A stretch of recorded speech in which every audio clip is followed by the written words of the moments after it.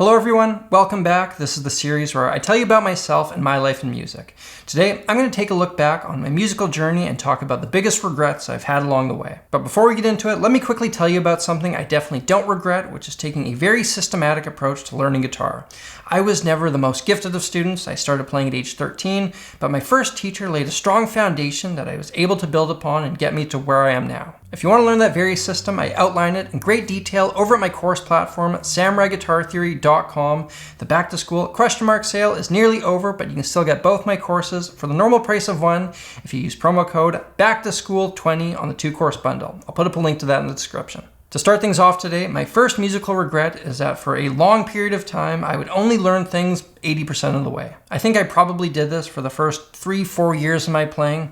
I would get into something, play it a fair bit, but never actually perfect it. An example of this would be the Sweet Child of Mine solo. I remember going through this as a kid, being able to nail the easy parts, but fumbling terribly through the trickier parts. Now, ideally, what I would have done is spent the bulk of my effort working on the stuff that I couldn't play well, only going over the easy stuff now and then as a review. Of course, that 80% that I could play well was much more fun than taking the hard stuff, slowing it down, playing it with the metronome and gradually speeding up, even though that last 20% would have been the stuff that took my playing to the next level. The Sweet Child of Mine solo is one example, but my general approach to music back then was work on the fun stuff, skip the detail.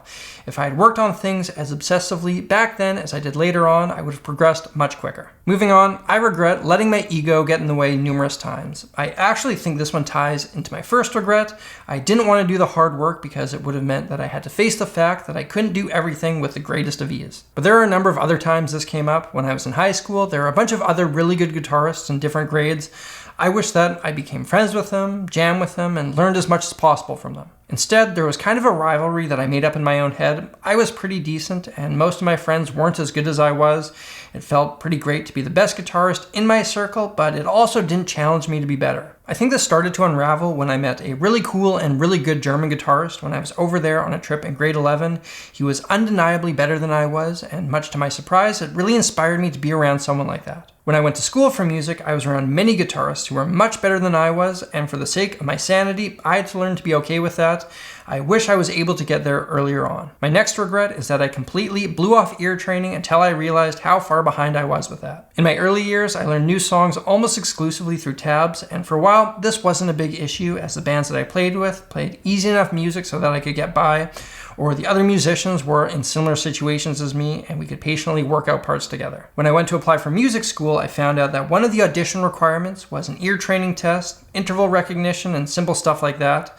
I remember going online and trying out an interval identifier and getting absolutely everything wrong. I had figured that all this stuff would be easy as I had played guitar for so long and it would all come instinctually, but sadly, I was mistaken. So starting that day, I began actively working on ear training. Had I spent more time early on learning music by ear, I probably would have picked up on this stuff quite quickly, but that wasn't the case and it certainly tested my discipline. My battle continued through college. Ear training classes seemed to come much easier to many of my peers, whereas for me, that was consistently my lowest grade. Every year that I took that class, I had to work day in, day out just to stay afloat. My next regret is that not once, but twice, I deleted a large chunk of my original music. I started writing my own music as soon as I formed my first band, maybe 2 years or so after starting to play the guitar.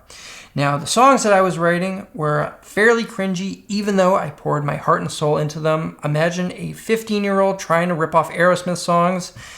It definitely wasn't great. I wrote probably 15, 20 or so songs on loose leaf paper that I kept in my desk until one day I became rather discouraged, ripped them all up, and threw them all out. It's not like there was anything good in there, but I've long since forgotten how any of them went, and it would be cool to have that piece of my musical history, if nothing more than a marker to compare how far I've come. The second time I deleted everything was not on purpose. A number of years later, I was recording little jams and songs on Cubase.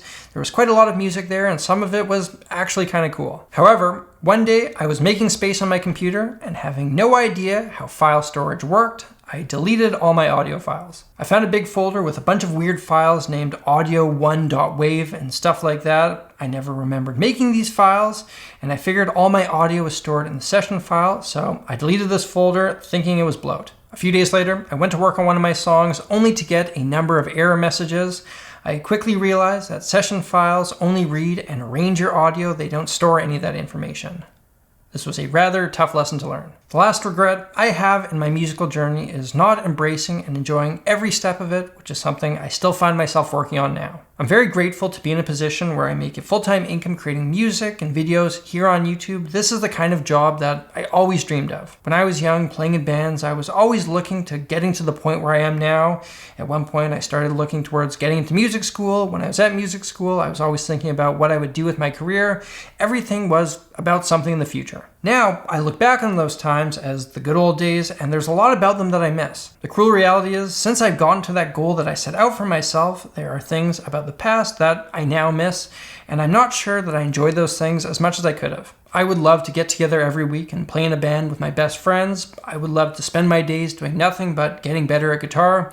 I even find myself longing for the days when I was grinding it out, doing session work and songwriting. I look back on those times and regret that I didn't live in the moment and enjoy those things as much as I could have. This is something I find myself doing to this day. I won't make YouTube videos forever, and this will likely be the most successful project that I'm ever part of, which is something that's easy to take for granted, so I try to make a conscious effort to really appreciate this as much as I can. Ladies and gentlemen, there you have it, my biggest musical regrets. Hopefully you don't make the same mistakes that I did. If you have a regret of your own and you feel comfortable sharing it, please feel free to do so down in the comments. Remember, there's a sale going on over my course platform, samuraiguitartheory.com. If you want to learn music theory from the ground up to much more advanced topics and how it specifically applies to guitarists, you can check out my 2-course bundle and save $50 off that if you use promo code BACKTOSCHOOL20. I'll also put links to that in the description. Thank you all for watching. If you want to get caught up in this series, you can hit that link up there. If you're new here, hit that subscribe button and stay tuned for a wide range of musical content. Until next time, I'm Samurai Guitarist, and I will see you again soon.